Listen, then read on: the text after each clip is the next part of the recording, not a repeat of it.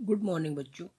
आज हम कक्षा 10 गणित अध्याय 4B से संबंधित जानकारी प्राप्त करेंगे और जानेंगे कि इससे संबंधित प्रश्नों को हम कैसे हल कर सकते हैं।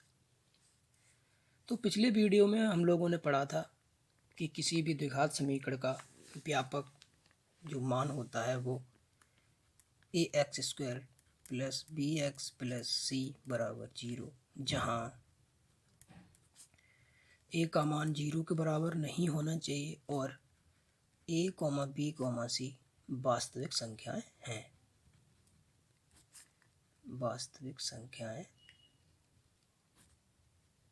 हैं।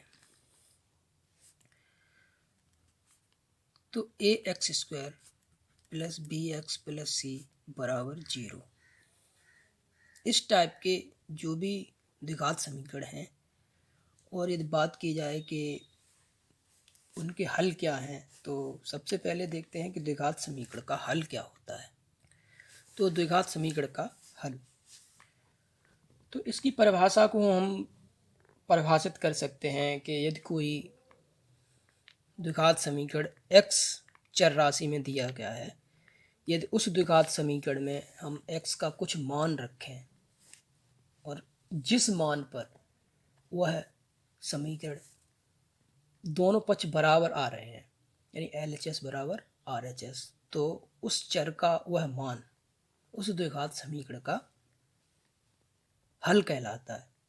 तो परिभाषा हम लिखेंगे इसकी, तो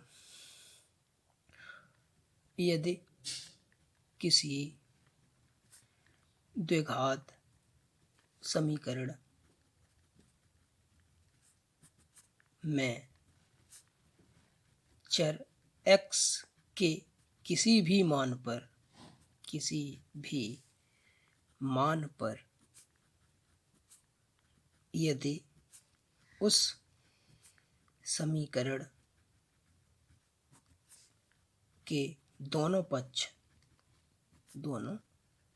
पक्ष बराबर आते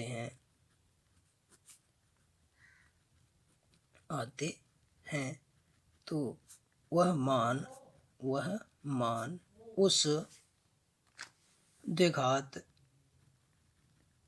समीकरण का हल कहलाता है। माना कोई द्विघात समीकरण दिया है, द्विघात समीकरण है x² - 5x - 6 = 0। यदि इस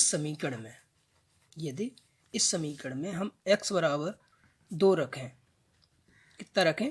2, तो रखते हैं 2, तो 2 का वर्ग ऋण 5 × 2 + 6 = 0, तो 2 का वर्ग करेंगे तो 4 ऋण 5 × 2 = 10 + 6 = 0, तो 4 में हम 6 जोड़ेंगे तो 10 ऋण 10 = 0, 10 से 10 कट जाएगा तो 0 = 0।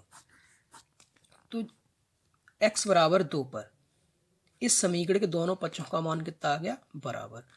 तो हम लिखेंगे इसलिए x बराबर 2 इस द्विघात समीकरण का हल है या x बराबर 2 इस समीकरण का मूल है, अंग्रेजी में मूल है। इसी तरह यदि x बराबर 1 रखें, कितना? x बराबर 1, तो समीकरण था हमारा x² ऋण 5x धन 6 = 0। अब इस समीकरण में x बराबर 1 रखना है, तो x की जगह रखेंगे 1 का वर्ग ऋण 5 × 1 धन 6 = 0, तो 1 का वर्ग 1 ही हुआ, ऋण 5 धन 6 = 0। तो 1 में 6 जोड़ेंगे तो 7 ऋण 5 बराबर 0। 7 में से 5 घटाएंगे तो 2 बराबर 0। ये बराबर नहीं है, यानी हमारा LHS में 2 दिया है और RHS में कितना है 0। तो इसलिए x बराबर 1 इस समीकरण का हल नहीं है। यदि x बराबर 3 रखें, कितने 3, तो 3 का वर्ग ऋण 5 गुणे 3 धन 6 बराबर 0। 3 का वर्ग करेंगे तो 9 माइनस 15 प्लस 6 बराबर 0। तो 9 में 6 जोड़ेंगे तो 15 ऋण 15 बराबर 0, घटेंगे 0 आया तो बराबर 0। इसलिए x बराबर 3 भी इस समीकरण का हल है। तो जो हमारा द्विघात समीकरण दिया गया था x वर्ग ऋण 5x प्लस 6 बराबर 0, इसके जो दो मूल आए, दो मूल या दो हल आए, वो कितने आए, x बराबर 1 तो आया 2 और x बराबर 1 आया 3। तो इस समीकरण के जो हमारे दो हल हुए उन दोनों के मान कितने आए 2,3। और इसी तरह से हम जितने भी द्विघात समीकरण हैं उनके हम मूल ज्ञात कर सकते हैं, यानी उनका हम हल ज्ञात कर सकते हैं। तो चलते हैं आगे कि किसी भी द्विघात समीकरण के मूल कैसे ज्ञात करते हैं। तो द्विघात समीकरण के मूल ज्ञात करना, जैसे कि यही हम एग्जाम्पल ले लें, x वर्ग माइनस के 5x प्लस के 6 बराबर 0। तो मूल ज्ञात करने के लिए मुझे क्या करना है कि x स्क्वायर के गुणांक, यहाँ पे कितना है 1, इसका गुणा हम 6 अचर पद में करेंगे तो 1 गुणे 6 बराबर कितना हुआ 6। अब इस 6 के गुणनखंड करने हैं तो 6 के बेटा गुणनखंड करेंगे तो 2 से कटेगा 3, 3 एकम 3।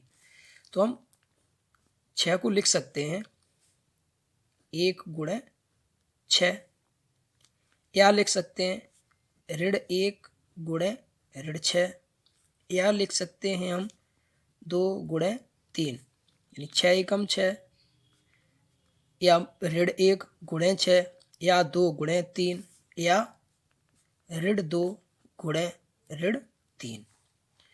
अब हमारे पास 4 स्थितियां हैं। अब इन 4 स्थिति में से हमें उस टर्म्स को चुनना है जिसे हम जोड़ के यानी मध्य पद 5 आए। तो यदि हम बेटा 2 में 3 जोड़ें, कितना 2 में 3 जोड़ें तो हमें कितना मिलेगा 5। तो क्या करेंगे कि x वर्ग ऋण कोष्टक लगाया, हम 2 में 3 जोड़े और x प्लस 6 बराबर 0। तो इसे आगे हल करें तो x वर्ग ऋण 2x, ऋण का गुणा धन में करेंगे तो ऋण के 3x प्लस के 6 बराबर 0। यहाँ से हमें कॉमन मिल जाएगा x, तो x ऋण 2 ऋण 3 कॉमन मिलेगा तो x ऋण 2 बराबर 0। तो हमारे एक कोष्टक में तो हो जाएगा x ऋण 2 और एक कोष्टक में हो जाएगा x ऋण 3 बराबर 0। इनकी अलग अलग 0 से तुलना करें तो x ऋण 2 बराबर 0 और x ऋण 3 बराबर 0। तो यहाँ से बेटा x का जो मान निकल के आएगा वो आएगा 2 और x का यहाँ से मान निकल के आएगा वो आएगा 3। तो इसलिए जो x के जो मान हम लोगों ने निकाले हैं, x के मान वो आए हैं 2 और एक आया है 3। तो यही इस जो समीकरण हमारा दिया है x वर्ग ऋण 5x धन 6 बराबर 0 के यही मूल हैं। तो इसलिए x वर्ग ऋण 5x धन 6 बराबर 0 के मूल बराबर 2,3। चलते हैं प्रश्नावली 4b की तरफ।